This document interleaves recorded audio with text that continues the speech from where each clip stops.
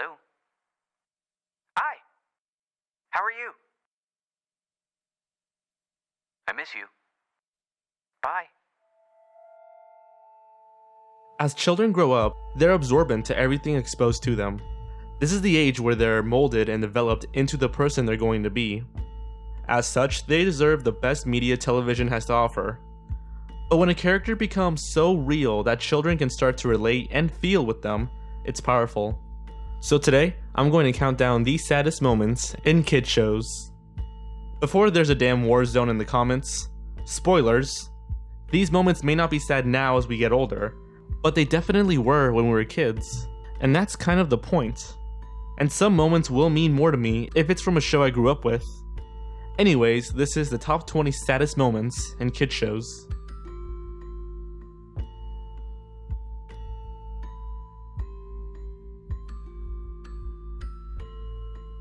Number 20. Married Melodies. Feed the Kitty. This is a classic. Mark the Bulldog befriends and takes care of a small kitten. Throughout the episode, he tries to hide the small cat from his owner so that she won't get kicked out. Now I have seen everything. But she eventually ends up in an electric mixer to be made into cookies. Then she is made into morbidly animal-shaped cookies. It gets even more depressing when Mark places the cookie on his back, just like how the small kitten used to.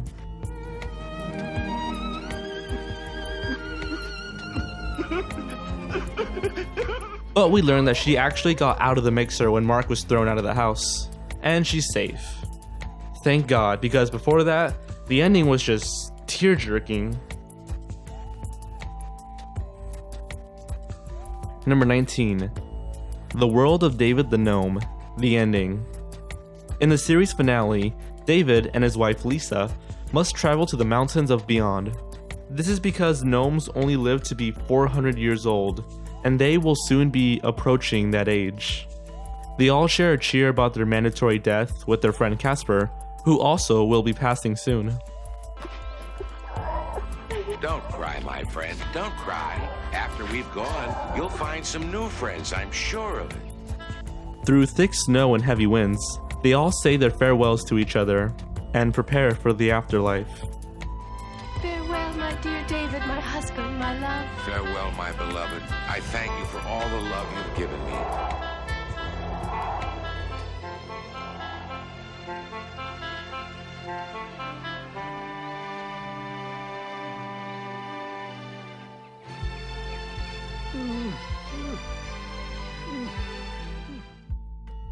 Number 18. Cat Dog, The Great Parents Mystery. In this 3-part special, Cat Dog are on a quest to find their parents. They meet aliens, fish monsters, and even a village of cats and dogs who live happily together in peace. Alas, they're still unable to reunite with their parents. That is until they literally run into this creature.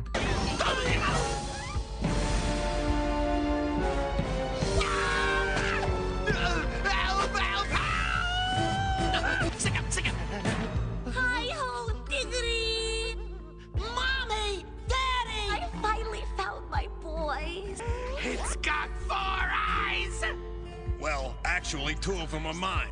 That's right, they're Cat Dog's parents. Not their biological ones, but they raised them, fed them, loved them, and made them who they are today. We learn that they were tragically separated from each other due to a tornado erupting from the ground.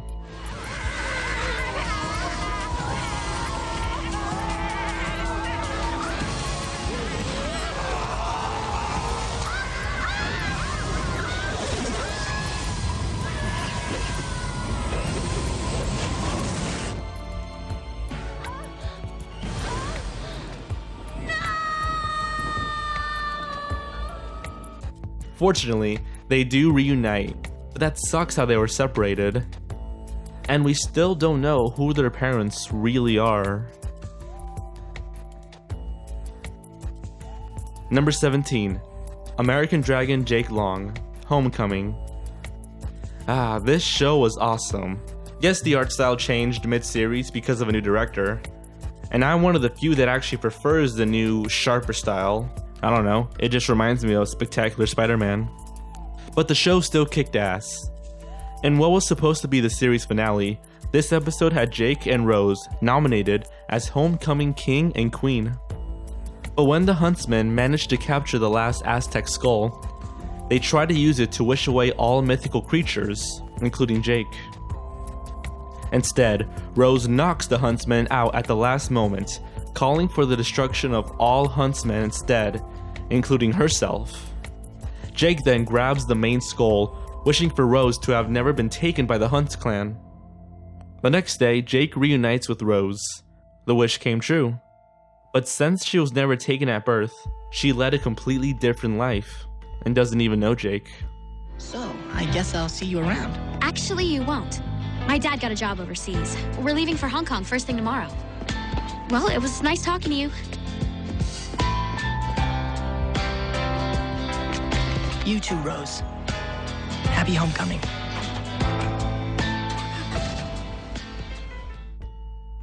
Number 16. The Ren and Stimpy Show, Son of Stimpy.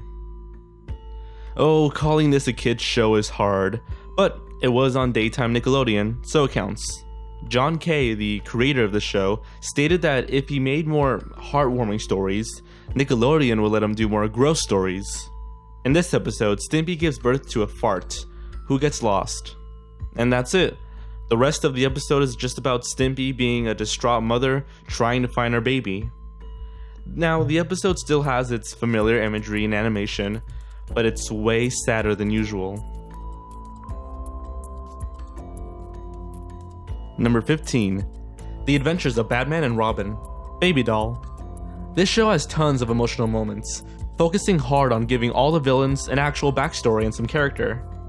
But the one gem that everyone looks over is Baby Doll, a woman with a weird condition that prevents her from looking older.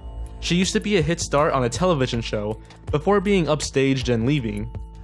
Now she can't find any work, so she tries to capture her old cast members to recreate her once hit show. It's a little silly, but you really do feel bad for Baby Doll. And it's the third act that really gets to you. How she's essentially running away from the reality that Batman represents, and even forced to confront herself. Number 14. Adventure Time, I Remember You. Wow, what a bright, simplistic, and colorful show. Surely there isn't anything sad in this series. Oh. I've talked about the episode I Remember You before, but let's do this. Ice King, without a doubt, is one of the most tragic characters in the show, and this episode explores his relationship with Marceline, the Vampire Queen. We learn that the Ice King, or Simon as he used to be called, took care of a young Marceline during the events of the war. But since then, Simon has now been reduced to a crazy, pathetic old man who has been suffering from insanity to the point where he doesn't even remember Marceline. She was desperate to make her only childhood friend and father figure remember her. Number 13. Justice League Unlimited, for the man who has everything. Based on the comic of the same name, Batman and Wonder Woman travel to the Fortress of Solitude to visit Superman on his birthday. They discover an alien-looking parasite on Superman's chest, causing him to hallucinate. While Batman tries to remove it and Wonder Woman fights Mongol, Superman is trapped in a dream where his home planet Krypton was never destroyed, and he lives with a lady named Loanna and their son Van-El. But Superman has this repeated feeling that something isn't right. It dawns on him that, yeah, Krypton did explode when he was a child, and he really lives on Earth. As his utopian life begins to fade away, he has to tell his son that this isn't real. He isn't real. Number 12. Alvin and the Chipmunks, Cookie Chomper III. In this episode, the Chipmunks find a stray cat and name her Cookie Chomper III. The boys try their hardest to keep their pet a secret, but eventually Dave finds out. Dave agrees to keep Cookie despite his allergies, and even buys her a collar and a tag. Soon after, Cookie Chomper III sneaks out and gets hit by a car and killed. Dave shows the collar to the Chipmunks, but Theodore interprets it as she's just lost without her collar. What are you doing, Theodore?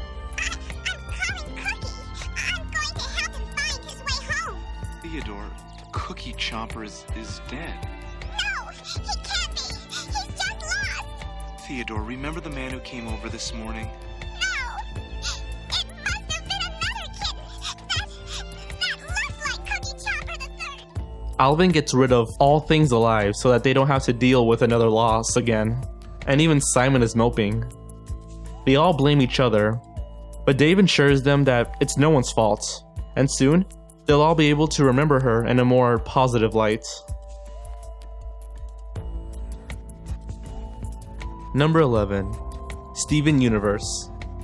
Jesus Christ, can this show be depressing at times.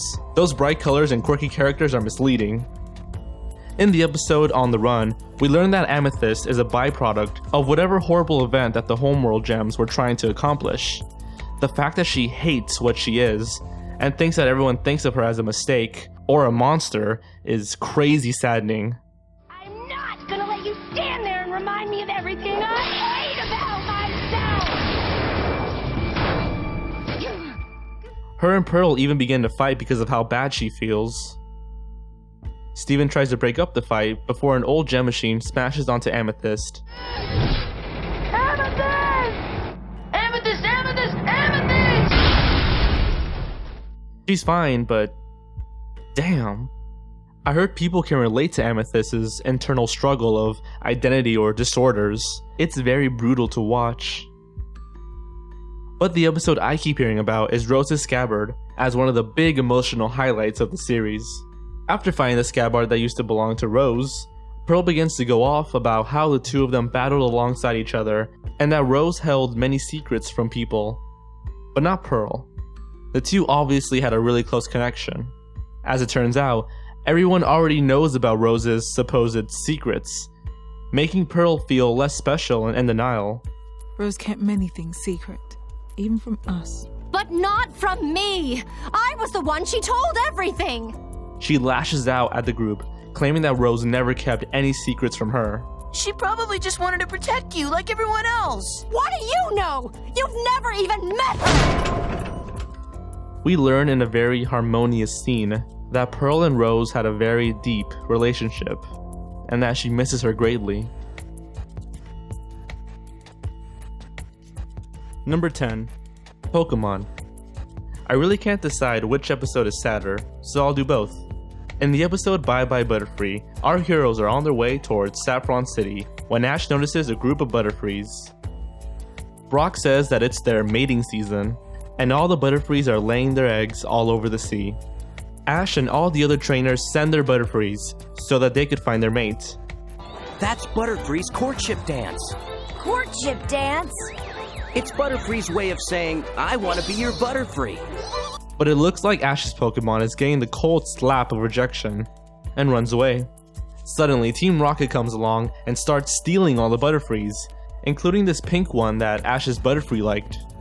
After a long adventure, the team manages to save all the Pokemon, and Ash's Butterfree impresses his lady friend. At the end of the episode, Butterfree has to leave Ash to be with his lady. They even show a flashback. What's saddest is that Butterfree never came back. Like all of Ash's older Pokemon returned in future episodes, but not Butterfree. There's also Pikachu's goodbye. When Pikachu finds a clan of wild Pikachus, he befriends them and even saves one of them. Brock mentions that it must be the best thing in the world for Pikachu to be with his own kind. Team Rocket shows up to rob all the Pikachus, but of course they're inevitably stopped. After celebrating, Ash realizes that what Brock said might be true, and decides that it's best to leave Pikachu with his kind. This time Pikachu does stay with Ash, and the two reunite for more seasons to come. But for Ash to lose his second ever Pokemon, right before almost losing his first, must have torn kids up everywhere. Number 9. SpongeBob. Have you seen this snail? Yes, there was also another sad episode where Gary left SpongeBob for Patrick, but this one is also very heart-wrenching. So, SpongeBob forgets to feed Gary for 10 days, causing him to run away and get lost. Now it's up for a saddened SpongeBob and Patrick to find Gary. It always sucks to see someone like SpongeBob so depressed and forlorn, and he's like that for almost the entire episode. Even the posters and signs are heartbreaking. And then, there's the song. You all know what song I'm talking about. Gary, now I know I was wrong. I messed up, and now you're gone.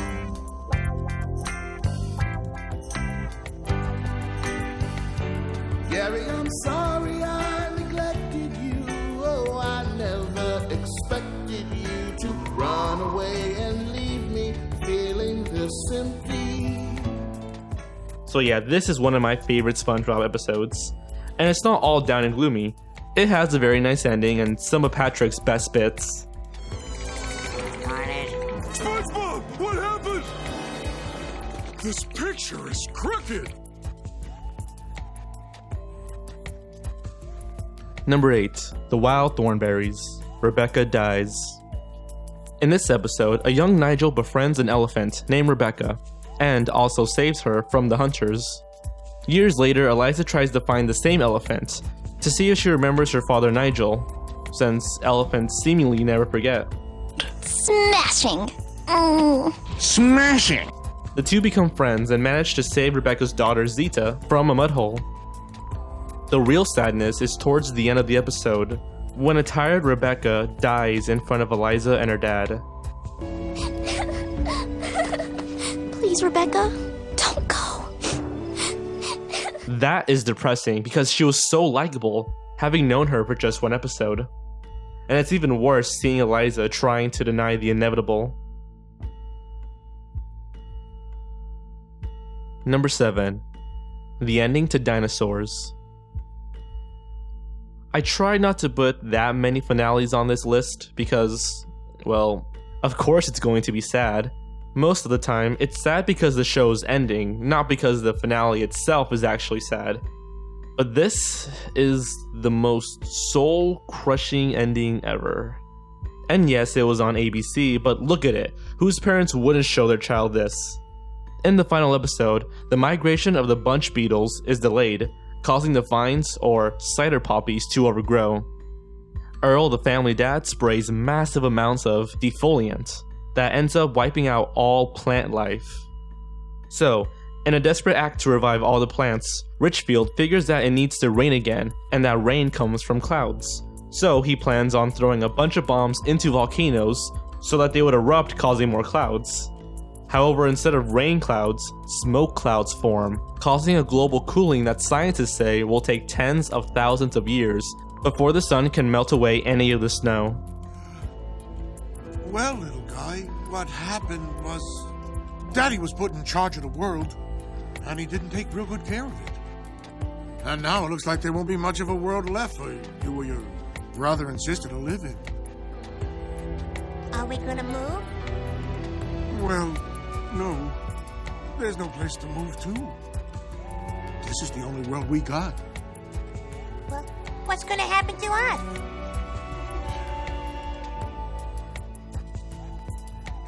As the camera zooms out and the sound of wind grows, the family prepares for their final night together. Number 6. Sesame Street, Mr. Hooper. When actor Will Lee died in 1982 due to a heart attack, the producers of Sesame Street were left confused over how to deal with his death in the show. His role as Mr. Hooper was so beloved by children that certainly they would notice his sudden disappearance. Therefore, ignoring it was out of the question. After consulting with some child psychologists, the head writer of the show, Norman Stiles, prepared a script designed to deal with the issue of death towards kids. Lee's cause of death was not mentioned, but the episode took a very honest and direct approach. Towards the end, Big Bird meets up with his adult friends to show them his drawings of each of them. He finally presents his drawing of Mr. Hooper and asks where is he, so that he can give it to him. Oh, then where is he? Big Bird, don't you remember we told you? Mr. Hooper died. He's dead. Oh yeah, I remember. Well, I'll give it to him when he comes back. Big Bird, Mr. Hooper's not coming back. Why not? Big Bird, when people die, they don't come back. Ever? No, never. Why not? Well, Big Bird, they're dead. They can't come back. Well, she's gotta come back. Despite the adults' efforts to explain death to Big Bird, he's still confused, sad, and even in denial, which is really heart-clenching. Well, I don't understand. You know, everything was just fine. Why does it have to be this way? Give me one good reason. Number 5. Courage's parents. We all know this show is known for its dark humor and themes, and that's why it was as popular as it was. Like, really? This got past the censors? That's awesome. But even Courage had more sadder times in a few episodes. Actually, way more than you might think. In this episode, we learn about Courage's backstory and how he ended up with Muriel and Eustace. It turns out that when Courage was a small pup, his parents were kidnapped by a vet. They're stuffed into a rocket ship, to which Courage tries desperately to break them out, before being chased by the same vet. Courage manages to escape, but at the cost of his parents, now soaring into space. In present day, the same vet traps Muriel and Eustace, only this time Courage does manage to save them. And that's it. That's the episode. We see a young Muriel adopting Courage, we even see that his parents are still on some planet, but that's how the episode ends, and it's really sad. Just for Courage's parents to be robbed like that by a sadistic vet, really depressing for a kids show. Number 4. Avatar, The Tales of Ba Sing Se.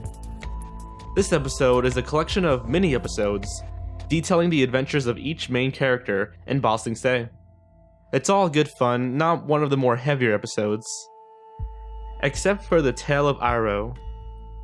In this episode, Iroh visits a market, helps some kids, almost gets mugged, and then gets to know the mugger.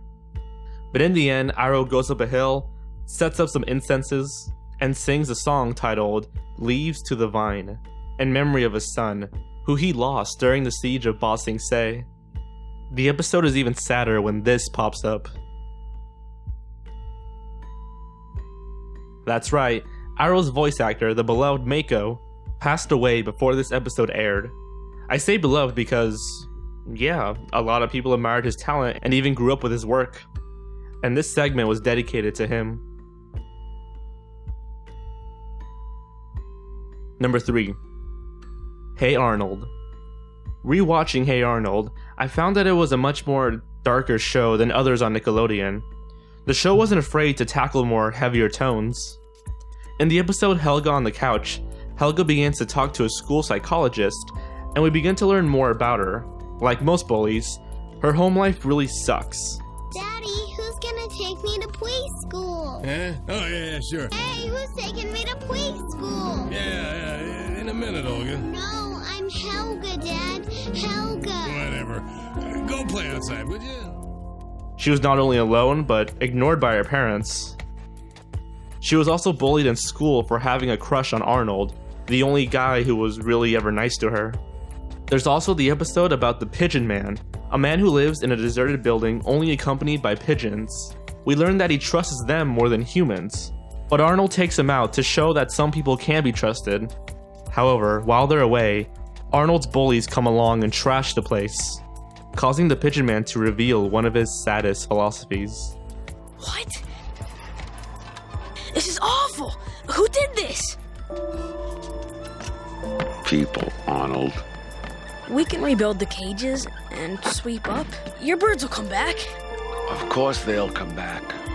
They're birds. I trust them. I understand them. It's people I don't understand. Some people are meant to be with people, and others, like me, are just different. But the saddest moment has to be in Arnold's Christmas. In this episode, Arnold has to give a present to Mr. Huen, since he's his secret Santa.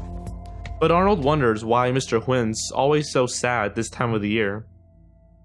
This is where we learn about Mr. Huyn's daughter, and how he gave her up during the Vietnam War so that she can have a better life. Number 2. Rugrats Mother's Day. In this episode, the babies and even the parents celebrate Mother's Day. Angelica is building a macaroni statue, Stu builds a breakfast in bed machine, and so on. But Chucky's dad is worried that his son will stumble across a box containing his mother's belongings. He tells Dee Dee to take care of it for him so that Chucky won't find it and start wondering about his mom. Throughout the episode, the babies try to find Chucky a new mom, even making Angelica his mom at one point. Chucky's not saddened by the fact that he doesn't have a mom, he's just used to it. He inevitably finds the box containing old pictures of his mom and her other stuff. This is where Chucky finally gets to learn about her and what happened, which is pretty sad.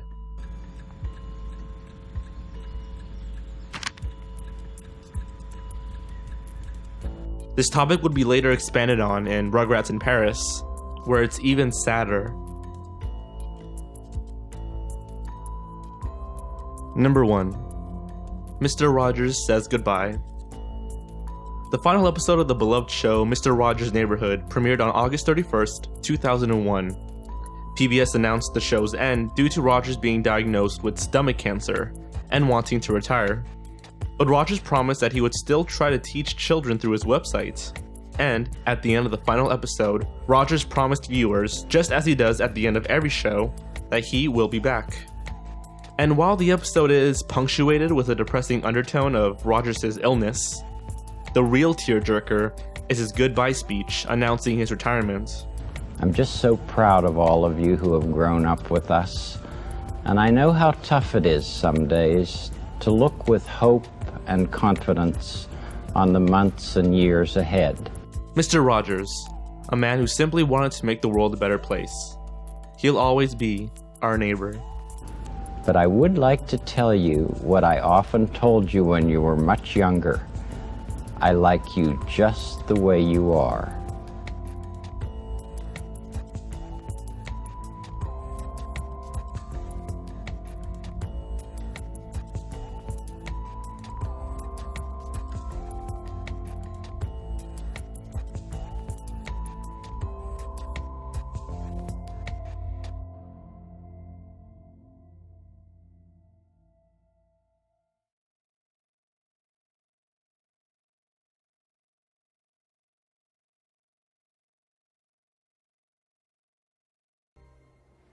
And taking a look at the long-range forecast, continued snow, darkness, and extreme cold. This is Howard Handupme. Good night.